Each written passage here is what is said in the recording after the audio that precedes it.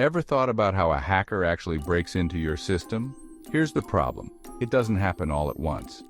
And here's the solution, or rather, 3 crucial things we need to do to protect ourselves. But it might not be what you think. You're going to want to stick around to the end because knowing how they get in, step by step, could mean the difference between staying safe or being wide open. Cyber attacks don't hit like lightning. They're more like chess, a series of calculated moves. Hackers follow a predictable sequence, what we call a kill chain, and breaking it early is the only way to win. But here's the irony. As long as we're online, they're watching our moves too. It starts simple. Reconnaissance. They're watching. Maybe it's our LinkedIn profile, maybe a recent Facebook post about our new job. Something innocent, right? But to them, it's a breadcrumb trail. They're looking for our digital routines, our weak spots. Remember, this is just the first move. There's more coming. That's why the first thing we need to do is control what information we share. Think about what a stranger could piece together about you just by what you post. Next up, weaponization. They've gathered enough, and now they're creating the bait, a simple email, maybe an attachment disguised as something familiar. They make it look safe because they already know what you're looking for. Remember those innocent breadcrumbs? They're using them to decide what bait will lure us in.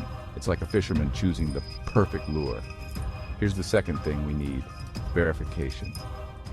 Question every link, every file, especially from an unexpected source. No matter how familiar it looks, double check before you click.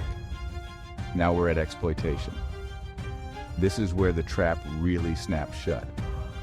You've clicked the link, maybe opened that attachment, and suddenly they're in. Not all the way though, just enough to set up. And they'll escalate until they have full access.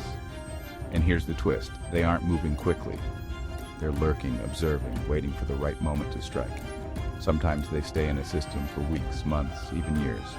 The last thing we need is early detection. Set up alerts, use 2-factor authentication, monitor for unusual activity, and regularly scan for any signs of intrusion.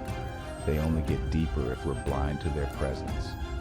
Breaking the kill chain isn't about one action.